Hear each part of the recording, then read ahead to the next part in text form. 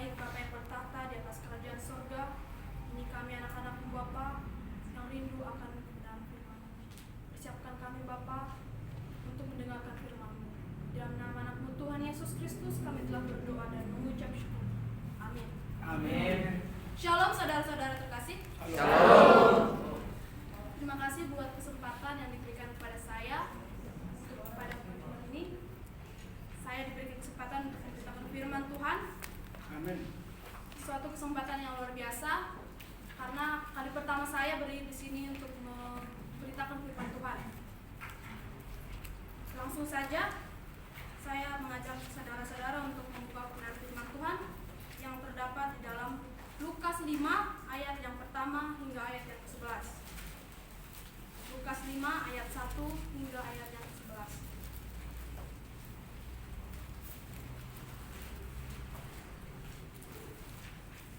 Saya mengajak kita semua untuk membacakannya secara responsorial. Kaum laki-laki membacakan ayat yang ganjil, yang perempuan membacakan ayat yang genap. Lukas 5 ayat 1 sampai ayat yang ke-11. Penjala ikan menjadi penjala manusia.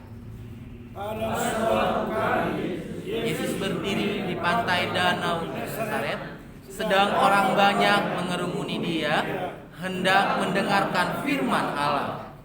Ia melihat dua perahu di tepi pantai, nelayan-nelayannya telah turun dan sedang membasuh jalannya. Ia naik dalam salah satu perahu itu, yaitu perahu Simon, dan menyuruh dia supaya menolakkan perahunya sedikit. Lalu ia duduk dan mengajar orang banyak dari atas perahu. Setelah selesai berbicara, ia berkata kepada Simon, "Bertolaklah ke tempat yang dalam dan tegakkanlah jalanmu untuk menangkap ikan." Simon menjawab, "Guru, telah sepanjang malam kami bekerja keras dan kami tidak menangkap apa-apa. Tetapi karena Engkau menyuruhnya, aku akan menebarkan jalan juga." Dan setelah mereka melakukannya, mereka menangkap sejumlah besar ikan sehingga jalan mereka mulai koyak. Lalu mereka memberi isyarat kepada teman-temannya di perahu yang lain supaya mereka datang membantunya. Dan mereka itu datang, lalu mereka bersama-sama mengisi kedua perahu itu dengan ikan hingga hampir tenggelam. Ketika Simon Petrus melihat hal itu, ia pun tersungkur di depan Yesus dan berkata, "Tuhan, pergilah daripadaku, karena aku ini seorang berdosa." Sebab ia dan semua orang yang bersama-sama dengan dia takjub oleh karena banyaknya ikan yang mereka tangkap. Demikian juga Yakobus dan Yohanes, anak-anak Zebedeus, yang menjadi teman Simon. Kata Yesus kepada Simon, "Jangan takut, mulai dari sekarang engkau akan menjala manusia." Dan sesudah mereka menghela perahu-perahunya ke darat, mereka pun meninggalkan segala sesuatu lalu mengikut Yesus. Demikian firman Tuhan. Sebelum saya menjelaskan lebih dalam lagi firman Tuhan ini, saya akan menjelaskan sedikit latar belakang dari kitab Lukas. Kitab Lukas ditulis oleh Lukas sendiri tahun 60 sampai 63 Masehi. Tema dari kitab ini yaitu Yesus Juru Selamat yang ilahi dan manusiawi. Kitab ini dituliskan untuk orang non-Yahudi guna menyediakan suatu catatan yang lengkap tentang segala sesuatu yang diajarkan Yesus sampai pada hari Ia terangkat. Lukas juga menuliskan kitab ini agar Theophilus dan para petobat non-Yahudi serta orang yang ingin mengetahui kebenaran akan mengetahui kebenaran dengan pasti. Di sini kita dapat melihat judul perikop dari Lukas 5 ini yaitu penjala ikan menjadi penjala manusia. Apa yang dikatakan penjala ikan dan apa yang dikatakan penjala manusia?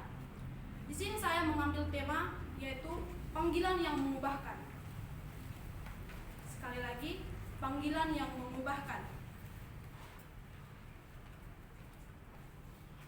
Saudara saudara yang terkasih, di dalam satu perikop ini kita dapat melihat bahwa seorang Petrus, yaitu seorang nelayan yang pada saat itu tidak mendapatkan apa-apa ketika mereka berlayar.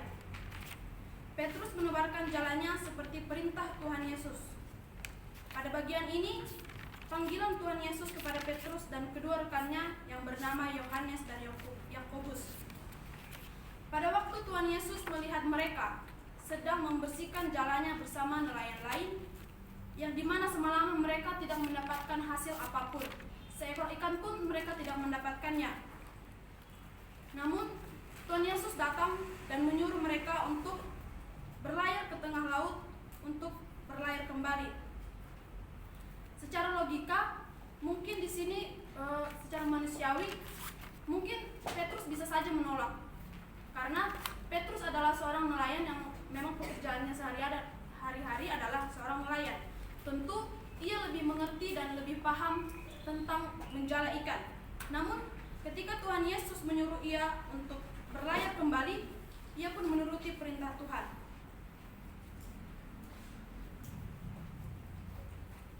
Begitu juga dengan ketika kita dipanggil untuk melayani Tuhan Yesus.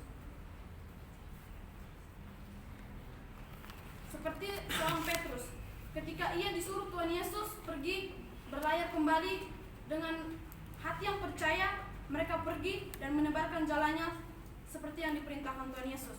Lalu apa yang terjadi? Mereka pun mendapatkan hasil yang sangat luar biasa banyak. Saking banyaknya jalan mereka sampai hampir koyak. Sampai mereka harus membutuhkan perahu lain untuk membawa ikannya. Saudara yang terkasih, inilah yang terjadi ketika kita mengarahkan pelayanan kita sepenuhnya kepada yang Tuhan mau. Jika kita melakukan pelayanan kita dengan setia, taat seperti yang Tuhan inginkan, maka tidak ada yang sia-sia. Seperti yang dilakukan Petrus, tidak ada yang sia-sia, bahkan membuahkan hasil yang luar biasa. Yang selanjutnya yaitu Petrus tersungkur di hadapan Tuhan.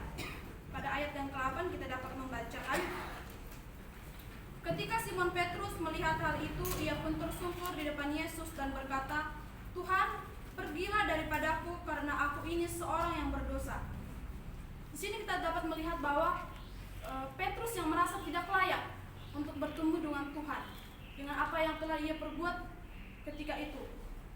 Suatu mujizat yang luar biasa yang mengherankan mereka semua di tempat itu.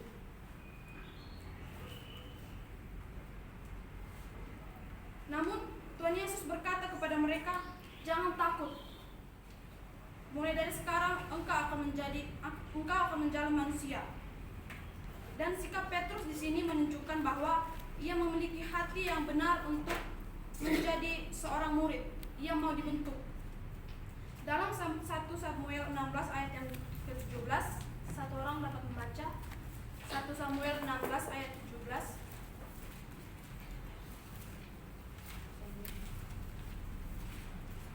1 Samuel 16 ayat yang ke-17. 1 Samuel 16 ayat yang ke-17. Berkatalah Saul kepada hamba-hambanya itu, "Jadilah bagiku seorang yang dapat main kecapi dengan baik, dan bawalah dia kepadaku."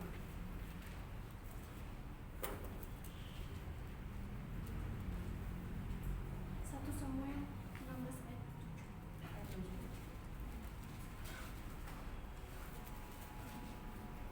1 Samuel 16 ayat yang ke-7.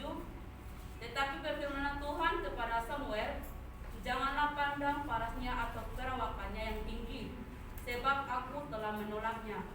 Bukan yang dilihat manusia yang dilihat Allah. Manusia melihat apa yang di depan mata, tetapi Tuhan melihat hati." Benar, manusia melihat apa yang di depan mata, tetapi Tuhan melihat hati. Ketika kita melihat manusia, kita melihat dari tampangnya saja, dari fisiknya. Namun di sini Tuhan Yesus tidak melihat tampangnya, tidak melihat backgroundnya, namun Dia melihat hatinya. Hati seorang yang mau dibentuk menjadi pelayan Tuhan. Sama seperti Petrus, ia bukanlah seorang yang rohani. Ia hanyalah seorang nelayan. Namun Tuhan memilih. juga sama seperti sebuah bejana yang akan dibentuk sedemikian rupa menjadi suatu hal yang berharga. Begitu juga dengan kita di tempat ini. Mungkin kita latar belakang kita bukanlah seorang yang rohani, bukan dari latar belakang orang yang ikut dalam pelayanan. Namun di sini kita percaya bahwa Tuhan akan membentuk kita, ibaratkan sebagai sebuah bejana, akan dibentuk dan menjadi berharga. Yang selanjutnya yaitu Petrus meninggalkan segala sesuatu untuk mengikut Tuhan Yesus. Setelah Tuhan Yesus memanggil untuk menjala manusia, Petrus dan kedua rekannya pun langsung meninggalkan segala sesuatu yang dulunya mereka menjala ikan untuk memenuhi kebutuhan fisik, maka sekarang mereka menjadi penjala manusia yang bernilai rohani. Yang dulunya Petrus seorang nelayan yang hanya bekerja untuk memenuhi kebutuhan sehari-hari mereka, yang hanya bersifat sementara. Namun di sini ia dipanggil Tuhan untuk melakukan suatu pekerjaan yang luar biasa untuk mengikuti Tuhan Yesus.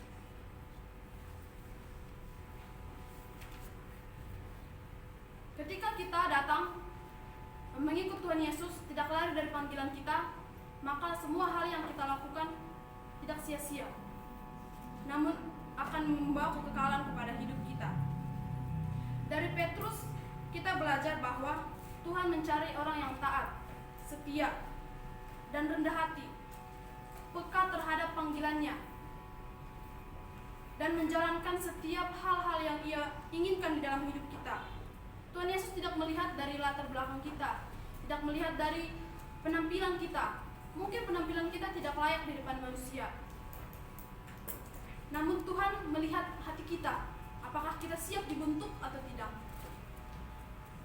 Jadi, saudara-saudara yang terkasih, kita ada di tempat ini dipanggil oleh Tuhan dengan berbagai latar belakang kita.